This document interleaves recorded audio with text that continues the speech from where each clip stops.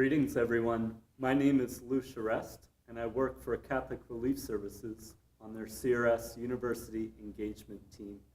I'm pleased to be joined today by Father Ferdinand Muhigirwa, who is a Jesuit priest based in the Democratic Republic of Congo and is visiting the United States for a global peacebuilding conference.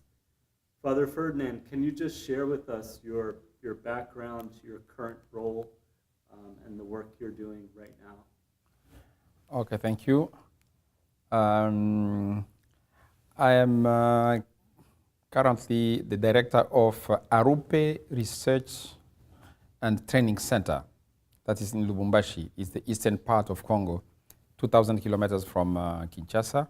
It's a new Jesuit social center, and we are dealing mainly with research and training in economic, social, and cultural areas.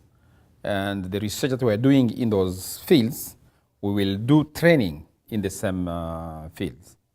It's a, as I say, young Jesuit center. This is the third year of the Arupe Center. But besides that, I am a superior of a Jesuit community. It's a house of formation. We have 12 young Jesuits who are studying at the university.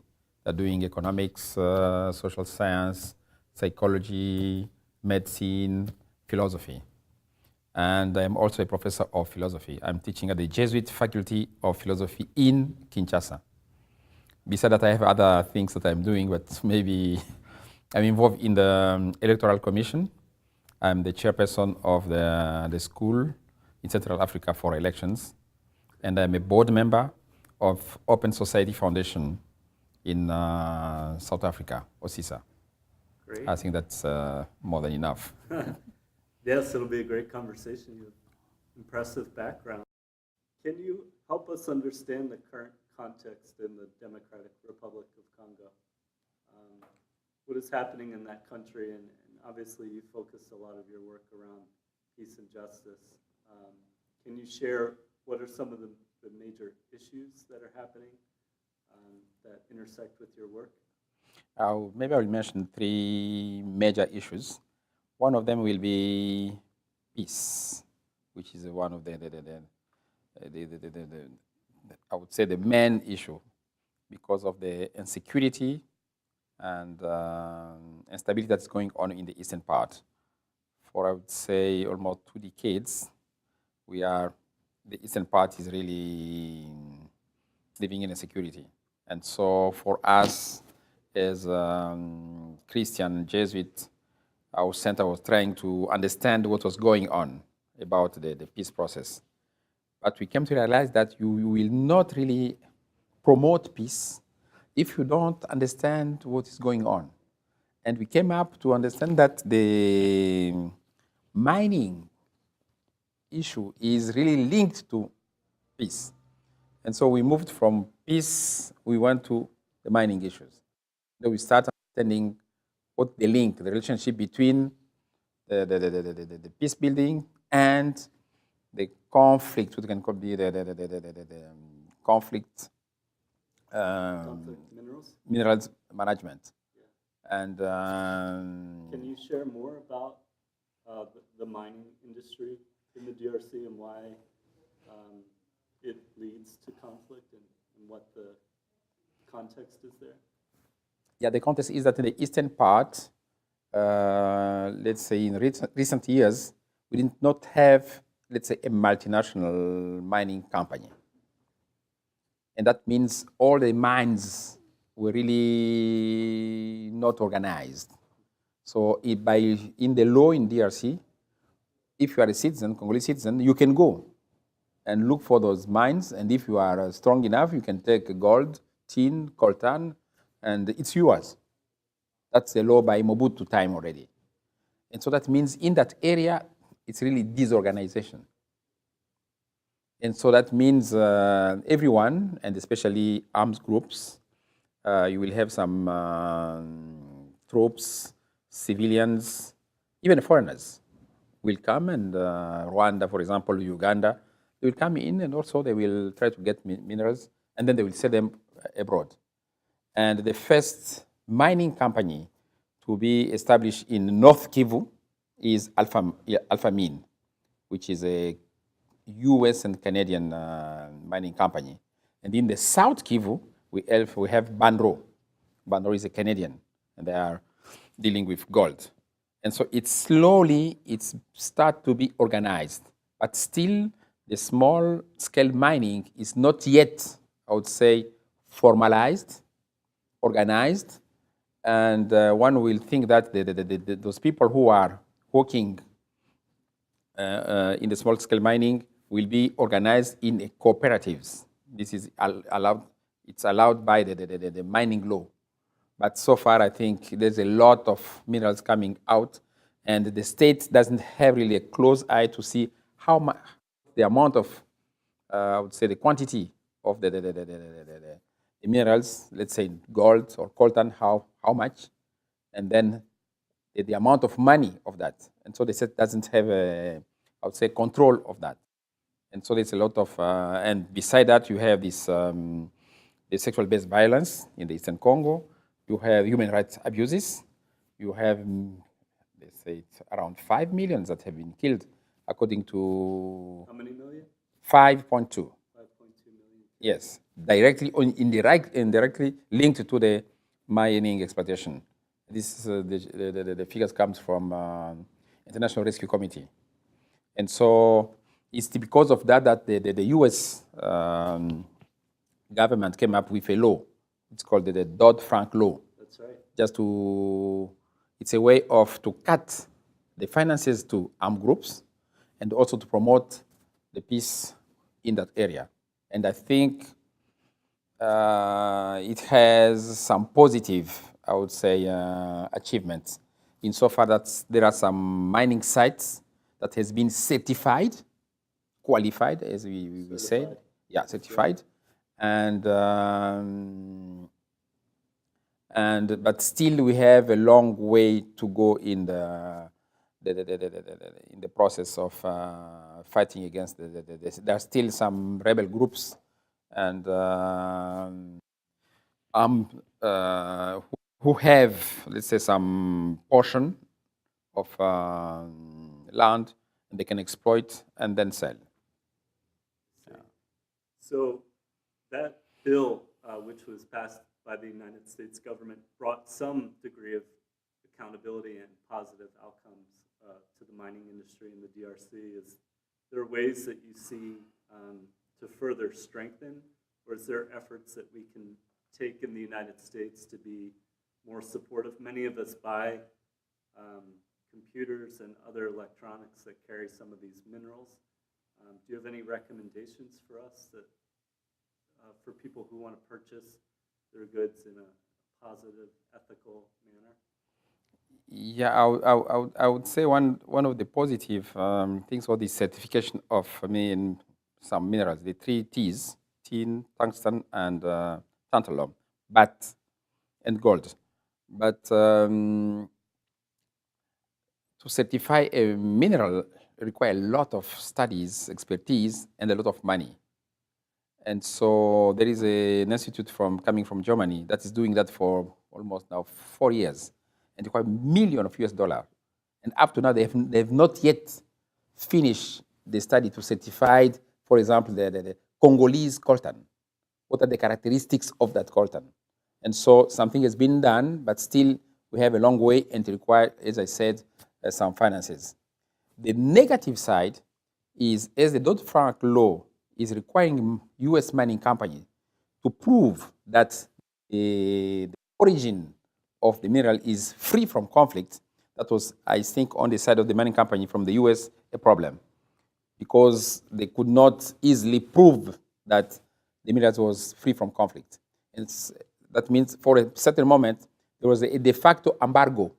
Many US mining companies were not importing minerals from the eastern part of the country. They were looking for them elsewhere because of the requirements from the Dodd-Frank law.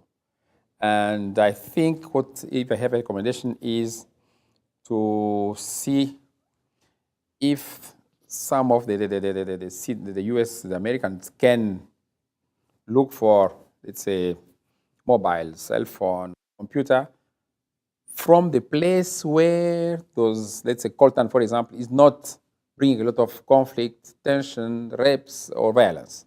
That will be one way of helping the Congolese people also to be respected and to live in peace. That's an excellent recommendation. So to buy from companies that are transparent, that are located in places where the minerals have been certified and are free of conflict. Yes. Can you talk more about your particular efforts on the ground in the DRC to build peace amidst the situation of conflict? You mentioned gender-based violence was another issue. How do you and your organization work to address these issues? About peace building, I would say we in Lubumbashi, it's part of the second town in Congo, and we are in a province that's called Katanga. It's a mining province, and so there is a lot of conflict going on between what I was calling the artisanal miners and the people who are in charge of the mining companies, but also conflict among the local community people and the mining company people who are, like, let's say, trying to have the mines out of the soil. And so what we are doing is, or what can be called, the practices for peace building. Yeah, for peace building, what I've learned, the first will be to listen to the people when we are having conflicts in the area when there is the mining issue. Because when someone is trained, the tendency is to have already his ideas and the conception, go there and say, these people, they need this. But usually that's not the case. One has to have what can be called a listen heart. You go there and you want to learn from those people. Let them explain to you what are the conflicts going on within that context. The second will be to help them also to come up with the solution to their problems, to the conflicts. How can you promote peace, dialogue, reconciliation within this conflict context? And it should come from there. Otherwise, it comes from outside. It's not. It won't be sustainable. That will be the second. And the third is, as we are in a Jesuit center, a research center, we will take all those material coming from the local people. We will do a research on that. We systematize that, and we will publish. We do research and publication on what we have found on the ground. And then the findings, the outcome, will be shared through training. We do a lot of trainings so that what we have found, for example, in one area, let's say Tenke Fungurume or Kolwezi, that experience of those people there, the way they are dealing with the conflict and the way they are resolving the conflict may be shared through a publication with other people who can come for training in our center. And the last part is to do advocacy for peace building outside, within the community, but also outside. And I think so far we are happy with what was going on. We did that in North Katanga and also in South Kivu. And it happened that I don't know how they know about me, but I have been called at the EU when they were doing the consultation on conflict mineral. So I went there and I shared my views about the certification and the conflict minerals, and also with other NGOs, CITSE, Misereor, Global Witness, Justice and Peace. We did 1 week of advocacy to the MPs, the European MPs in Brussels. That was last year. So that to convince them to come up with a binding law on conflict mineral and not a voluntary law. And through that advocacy, and I think the bishops also came up with, I think CISE drafted a letter, and 140 bishops throughout the world signed that document. It was sent to the MPs in the parliament, the EU, and the result is that in May 2015, the parliament voted the law. But recently, the Commission and the Council, the EU Commission Council, because there we are dealing with the states, they didn't vote a binding law. They said, okay, we don't want our mining company, European mining company, to be tied by a law on conflict mineral. We want them to be somehow flexible. So they decided that the law is binding when we are importing the minerals. And that means that minerals should be free from conflict. And there they are in with Dodd-Frank law. But they say the transformation of that mineral, the end product, and the end users of that product, we don't want that process to be clean. It will be clean and free from conflict from the origin, but not through all the process. And so through the entire chain, it's not free from conflict. It's not responsible. So we said, okay, we have half result, and this is for the 3 coming years. And they said it may change after 3 years. So I think our effort with our partners is to continue to lobby and to advocate so that after 3 years, this law becomes binding. That means it will be in agreement with the Dodd-Frank law, which is the binding law. It will be in agreement with the tools of the International Conference of the Great Lakes, which is binding, and also with some provisions from the Congolese mining law, which is also binding. That's amazing, Father Ferdinand, and thank you. I'm just reflecting on how peace building works in practice, and you shared a great example. So the first step is really to listen to the people, then work with them to make sure that the solution to the conflict kind of emerges from within so that it's sustainable. You mentioned research and publication, which then leads to training so that you can kind of share the message and best practices, and then to elevate it to the level of advocacy, both nationally with your government, and you've mentioned several international bodies. So that is very fascinating, kind of multidimensional approach, which it sounds like has been successful. As a Jesuit priest who has done a lot of international advocacy, just as a closing thought, do you have any insights or messages around how the church can work within the political system to shape a more just and peaceful world? Yes, I think the church in DRC is very responsible, and it has a weight. When the Catholic churches, the Catholic bishops are speaking through their statements, I think they are listened to not only by the faithful, but also, I would say, for the entire population. We have 70% of the Christians, that means Catholics and Protestant, and I think the church is really respected in DRC. And what they are doing for the moment is that if you take the recent history, we had in the 1993, for the first time, a Catholic bishop has been elected president of the parliament. I think he's the only bishop in the world that has done that job.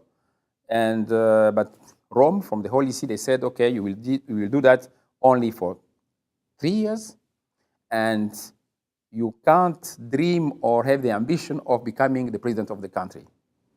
But it was in a time of crisis, and the bishops' conference, the major superiors, really supported that bishop to play that role. That was the actual Cardinal Monsengo who did that job.